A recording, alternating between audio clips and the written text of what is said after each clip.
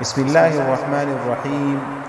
صحیح البخاری، کتاب علم کا بیان، حدیث نمبر 121۔ حضرت جریر رضی اللہ تعالیٰ عنہ سے روایت ہے کہ نبی صلی اللہ علیہ وسلم نے ان سے حجۃ الوداع میں فرمایا کہ تم لوگوں کو چپ کرا دو۔ بعد اس کی کہ آپ صلی اللہ علیہ وسلم نے فرمایا کہ اے لوگوں تم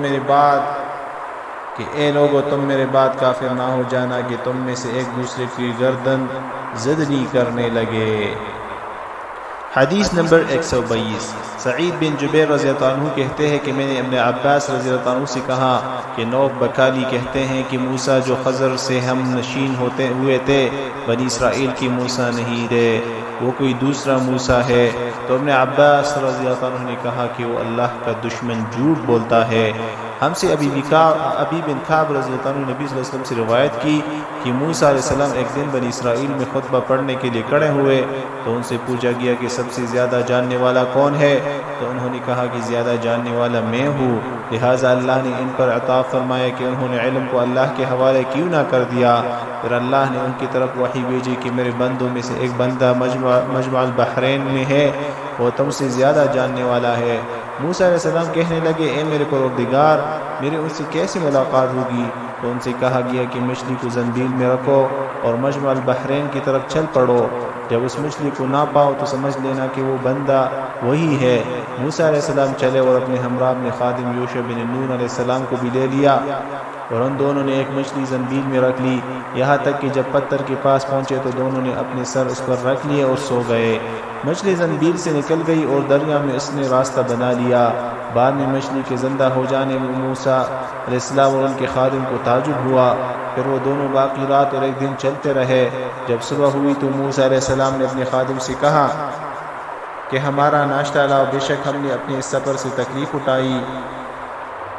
اور موسیٰ علیہ السلام جب تک کہ اس جگہ سے آگے نہیں گئے جس کا اس کا حکم دیا گیا تھا، اس وقت تک انہوں نے کچھ تکلیف محسوس نہیں کی۔ ان کے خادم نے دیکھا تو مچھلی غائب تھی۔ تب انہوں نے کہا کہ کیا آپ نے دیکھا جب ہم پتھر کے پاس بیٹھے تھے تو میں مچھلی کا واقعہ کہنا بھول گیا آپ سے۔ موسیٰ علیہ السلام نے کہا یہی وہ مقام ہے جس کی تلاش کرتے تھے ہم۔ پھر وہ دونوں اپنے قدموں پر لوٹ گئے۔ بس جب اس پتھر تک پہنچے تو کیا دیکھتے ہیں کہ ایک آدمی کپڑا اوڑھے ہوئے، یا یہ کہا کہ اس نے کپڑا اوڑھ لیا تھا، بیٹھا ہوا ہے۔ موسیٰ علیہ السلام نے سلام کیا تو خضر علیہ السلام نے کہا اس مقام میں سلام کہا۔ موسیٰ علیہ السلام نے کہا میں یہاں کا رہنے والا نہیں ہوں، میں موسیٰ ہوں۔ خضر علیہ السلام نے کہا بنی اسرائیل کی موسیٰ؟ تو انہوں نے کہا کہ جی ہاں۔ موسیٰ علیہ السلام نے کہا کہ میں اس امید پر تمہارے ہمراہ رہوں گا، جو کچھ ہدایت تمہیں سکھائی گئی ہے مجھے بھی سکھا دو۔ انہوں نے کہا کہ میرے ساتھ رہ کر میری باتوں پر ہرگز صبر نہ کر سکو گے۔ اے موسیٰ، میں اللہ کے علم میں سے ایک ایسے علم پر حاوی ہوں کہ تم اسے نہیں جانتے، وہ اللہ نے مجھے سکھایا ہے، اور تم ایسے علم پر حاوی ہو جو اللہ نے تمہیں تلقین کیا ہے کہ میں اسے نہیں جانتا۔ تو موسیٰ علیہ السلام نے کہا انشاءاللہ تم مجھے صبر کرنے والا پاؤ گے اور میں کسی بات میں تمہاری نافرمانی نہ کروں گا۔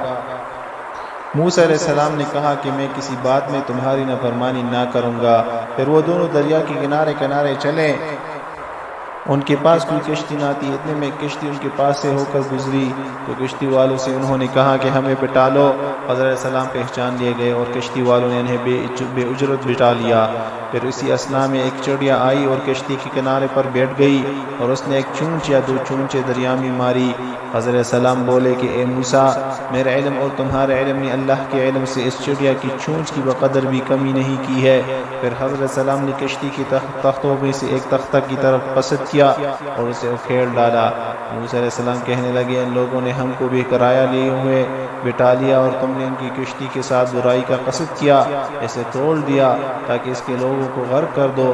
علیہ السلام نے کہا کیا میں نے تم سے یہ نہیں کہا تھا کہ تم میرے ہمراہ رہ کر میری باتوں پر صبر نہ کر سکو گے؟ موسیٰ علیہ السلام نے کہا جو میں بھول گیا اس کا مواخذہ مجھ سے نہ کرو اور میرے کام میں مجھ پر تنگی نہ کرو۔ پہلی بار راوی کہتا ہے کہ پہلی بار موسیٰ علیہ السلام سے بھول کر یہ بات اعتراض کی ہو گئی۔ پھر وہ دونوں کشتی سے اتر کر چلے تو ایک لڑکا ملا جو اور لڑکوں کے ہمراہ کھیل رہا تھا۔ حضرت علیہ السلام اس کا سر اوپر سے پکڑ لیا اور اپنے ہاتھ سے اس کو کھیل ڈالا۔ موسیٰ علیہ السلام نے کہا کہ ایک بے گناہ بچے کو بے وجہ قتل کر دیا۔ حضرت علیہ السلام نے کہا میں نے تم سے نہ کہا تھا کہ تم میرے ہمراہ رہ کر میری باتوں پر ہرگز صبر نہ کر سکو گے۔ پھر وہ دونوں چلے یہاں تک کہ ایک گاؤں کے لوگوں کے پاس پہنچے۔ وہاں کے رہنے والوں سے انہوں نے کھانا مانگا اور لوگوں نے ان کی مہمان نوازی کرنے سے انکار کر دیا۔ پھر وہاں ایک دیوار ایسی دیکھی جو گرنے کے قریب تھی۔ حضرت السلام نے اپنے ہاتھ سے اس کو سہارا دیا اور اس کو درست کر دیا۔ موسیٰ علیہ السلام نے ان سے کہا کہ اگر تم چاہتے تو اس پر کچھ اجرت لے لیتے۔ حضرت السلام بولے کہ بس اب یہی ہمارے اور تمہارے درمیان جدائی ہے۔ نبی صلی اللہ علیہ وسلم نے یہاں تک بیان فرما کر ارشاد فرمایا کہ اللہ تعالیٰ موسیٰ علیہ السلام پر رحم کرے۔ ہم یہ چاہتے تھے کہ کاش موسیٰ علیہ السلام صبر کرتے تو اللہ تعالیٰ ان کا پورا قصہ ہم سے بیان فرماتا۔ حدیث نمبر 123۔ ابو موسیٰ رضی اللہ عنہ کہتے ہیں کہ ایک شخص نبی صلی اللہ علیہ وسلم کے پاس آیا اور اس نے کہا یا رسول اللہ کی راہ میں لڑنے کی کیا صورت ہے؟ اس لیے کہ کوئی ہم میں سے غصہ کے سبب لڑتا ہے، کوئی حمیت کی سبب سے جنگ کرتا ہے۔ بس آپ صلی اللہ علیہ وسلم نے اپنا سر مبارک اس کی طرف اٹھایا اور آپ صلی اللہ علیہ وسلم نے سر اسی سبب سے اٹھایا کہ وہ کڑا ہوا تھا۔ پھر آپ صلی اللہ علیہ وسلم نے فرمایا جو شخص اس لیے لڑے کہ اللہ کا کلمہ بلند ہو جائے تو وہ اللہ کی راہ میں لڑنا ہے۔ حدیث نمبر 126۔ عبداللہ بن عمر رضی اللہ عنہ کہتے ہیں کہ میں نے نبی صلی اللہ علیہ وسلم کو جمرہ کے پاس دیکھا۔ اس وقت آپ سے مسائل پوچھے جاتے تھے۔ ایک شخص نے کہا یا رسول اللہ میں نے رمی کرنے سے پہلے قربانی کر لی ہے۔ آپ صلی اللہ علیہ وسلم نے فرمایا اب رمی کر لے، کچھ حرج نہیں۔ دوسرے نے کہا یا رسول اللہ میں نے قربانی کرنے سے پہلے سر منڈوا لیا۔ آپ صلی اللہ علیہ وسلم نے فرمایا اب قربانی کر لو، کچھ حرج نہیں۔ اس وقت آپ سے جس چیز کی بھی بابت پوچھا گیا خواہ وہ مقدم کی گئی ہو یا مؤخر کی گئی ہو تو آپ صلی اللہ علیہ وسلم نے یہی فرمایا کہ اب کر لو اور کچھ حرج نہیں۔ حدیث نمبر 125۔ عبداللہ بن مسعود رضی اللہ عنہ کہتے ہیں کہ میں نبی صلی اللہ علیہ وسلم کے ہمراہ مدینہ کے کھنڈروں میں چل رہا تھا اور آپ کھجور کی ایک چھڑی کو زمین پر رکھا پر چلتے تھے کہ یہود کے کچھ لوگ پر آپ گزرے تو ان میں سے ایک نے دوسرے سے کہا کہ آپ صلی اللہ علیہ وسلم سے روح کی بابت سوال کرو۔ اس پر بعض نے کہا کہ نہ پوچھو، مبادا اس میں کوئی ایسی بات نہ کہہ دے جو تم کو بری معلوم ہو۔ پھر ان میں سے ایک شخص نے کہا کہ ہم ضرور آپ صلی اللہ علیہ وسلم سے پوچھیں گے۔ چنانچہ ان میں سے ایک شخص کھڑا ہو گیا اور کہنے لگا کہ اے ابو القاسم روح کیا چیز ہے؟ آپ صلی اللہ علیہ وسلم نے سکوت فرمایا۔ ابن مسعود رضی اللہ عنہ کہتے ہیں کہ میں نے اپنے دل میں کہا کہ آپ صلی اللہ علیہ وسلم پر وحی آ رہی ہے، لہٰذا میں ادھر ہی کھڑا ہو گیا۔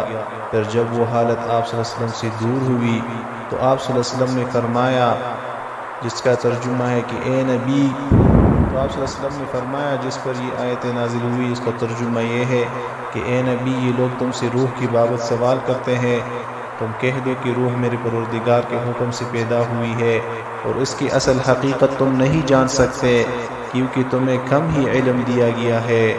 آمش کہتے ہیں ہماری قرأت میں ما اوتیتم نہیں ہے۔